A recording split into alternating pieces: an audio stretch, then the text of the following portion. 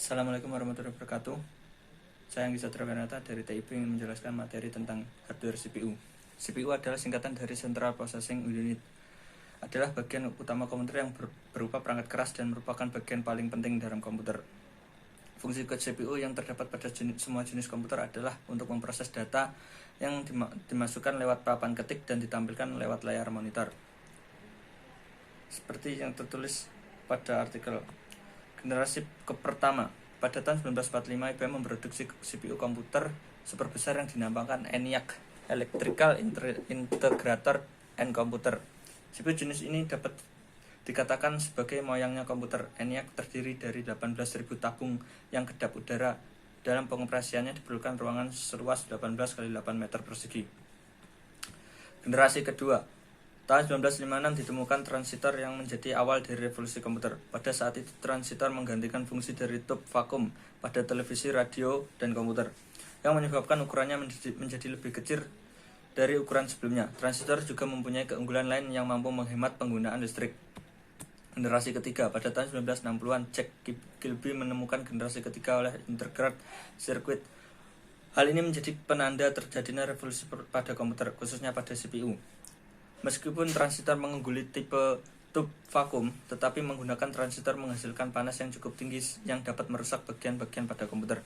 Generasi 4, chip Intel 4004 dibuat pada tahun 1971. Semua itu membawa banyak kemajuan yang cukup signifikan bagi perkembangan CPU. Pada saat itulah terjadi pengembangan berbagai komponen yang sebelumnya telah terpisah pada perangkat CPU tersebut. Contoh dari komponen-komponen tersebut seperti memori, bus, dan prosesor. Semua itu dapat disatukan hanya dalam satu perangkat chip yang kecil. Sejarah perkembangan mikroprosesor. Perkembangan tahun 1971, 4004 mikroprosesor.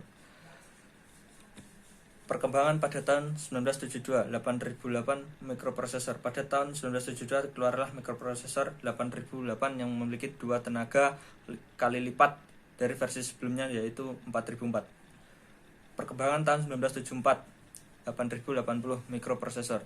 Mikroprosesor 8080 menjadi otak dari sebuah komputer yang bernama Atlair. Saat itu sudah menjadi puluhan ribu penjual dalam 1 bulan. Perkembangan 1978, 8086 sampai 8088 mikroprosesor. Tahun 1982, 286 mikroprosesor.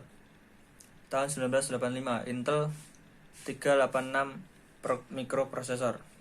Tahun 1989, Intel 486 DX CPU mikroprosesor.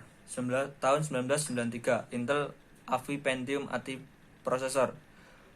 Tahun 1995, Intel Pentium Pro prosesor.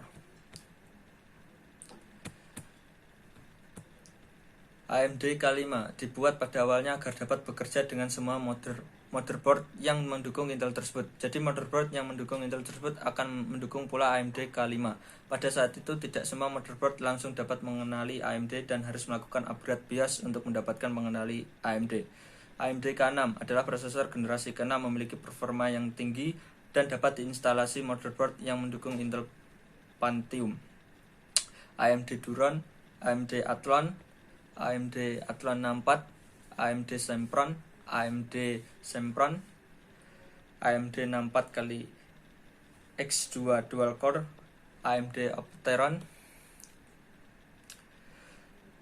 Lalu kemampuan prosesor Intel dan AMD. Melihat dari tahun ke tahun seiring perkembangan prosesor yang semakin pesat baik dari segi kapasitas maupun kemampuan. Perkembangan prosesor sangat berpengaruh untuk membantu pengembangan software yang dimana perkembangan software juga harus diimbangi dan terus ditingkatkan kemampuannya. Prosesor yang saat ini menguasai pemasaran dalam bidang teknologi yaitu adalah Intel dan AMD. Kedua prosesor ini sudah diakui kemampuannya. Kedua prosesor ini mampu bekerja dengan akses yang cepat menghasilkan kualitas grafis yang sangat baik dan cocok sekali bagi para pengembang program. Bagian-bagian CPU. 1. Motherboard atau papan sirkuit. 2. ALU. 3. Register source. 4. CD-ROM. 5. FGA card. 6. Hard disk. 7. Floppy disk. 8. Cara kerja CPU. Cara kerja CPU adalah pada saat pengguna memberikan arahan, maka arahan tersebut dimasukkan ke dalam prosesor melalui input penyimpanan.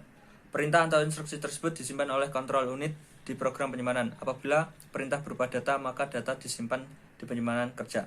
Fungsi CPU memiliki fungsi utama, yaitu menjalankan program yang tersimpan dalam memori utama dengan cara mengambil instruksi, melakukan pengujian instruksi, dan melakukan pengeksekusian sesuai alur perintah yang diberikan. Hardware RAM. RAM, kepanjangan dari Random Access Memory, yang biasa terdapat di HP, komputer, maupun laptop. RAM adalah sebuah tipe penyimpanan komputer yang isinya dapat diakses dalam waktu yang tetap, tidak mempedulikan letak data tersebut dalam memori. RAM juga bisa menjadi tempat penyimpanan data, tapi hal ini hanya bersifat sementara saja.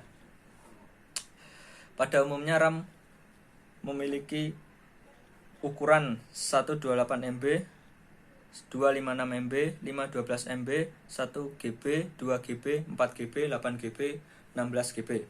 Fungsi RAM adalah untuk mempercepat pemrosesan data pada PC komputer. Semakin besar RAM-nya yang dimiliki, semakin cepat pula komputer tersebut. Struktur RAM. RAM juga memiliki 4 struktur utama, yaitu yang pertama, input storage, yang memiliki fungsi untuk menampung input yang dimasukkan melalui alat input. Yang kedua, yaitu program storage, yang memiliki fungsi untuk menyimpan semua instruksi-instruksi program yang akan diakses. Yang ketiga, yaitu working storage, yang memiliki fungsi untuk menyimpan data yang akan diolah dan hasil pengolahan. Yang terakhir, yaitu output storage, yang memiliki fungsi untuk menampung hasil akhir dari pengolahan data yang akan ditampilkan ke alat output. Sejarah RAM, Random Access Memory atau biasa disebut RAM, ditemukan oleh Robert Dennard pertama kali pada tahun 60-an. Berikut perkembangan RAM dari masa ke masa. Di antaranya, 1. RAM, Random Access Memory, ditemukan oleh Robert Dennard dan diproduksi secara kebersamaan oleh perusahaan Intel pada tahun 1968. 2. DRAM, Dynamic Random Access Memory, pada tahun 1970. 3. FPM RAM, Fast Page Mode Dynamic Random Access Memory. 4. EDO RAM. 5. SDRAM PC 66, SDRAM PC 100. 7. DRD-RAM. 8.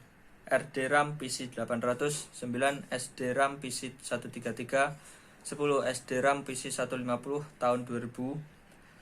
11. DDR SDRAM tahun 2000. 12. DDR-RAM. 13. DDR2 RAM DDR2. 14. DDR3 RAM DDR3. Jenis-jenis RAM. 1. DRAM memiliki kelebihan harganya lebih murah dan mengonsumsi sedikit tenaga listrik. Namun kekurangannya mempertahankan informasi yang disimpannya secara periodik. Kelebihan dari SDRAM: mampu melakukan transfer rate hingga 100 MHz.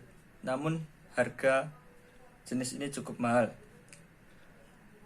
Kelebihan dari SRAM: tidak memerlukan refresh terhadap isinya dalam waktu yang cepat. Harganya cukup mahal. Tipe SDRAM: memori ini lebih cepat dari SDRAM.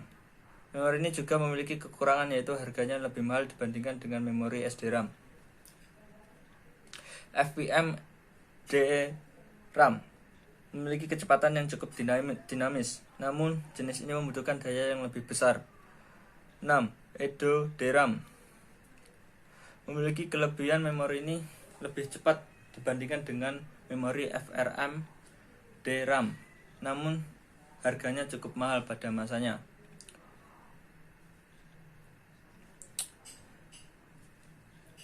Jadi menurut artikel yang telah dikelompokkan kami buat, kita dapat mengetahui bahwa RAM atau Random Access Memory itu diciptakan oleh seorang yang bernama Robert Dennard. Dan RAM sudah diperkenalkan sejak tahun 1960-an.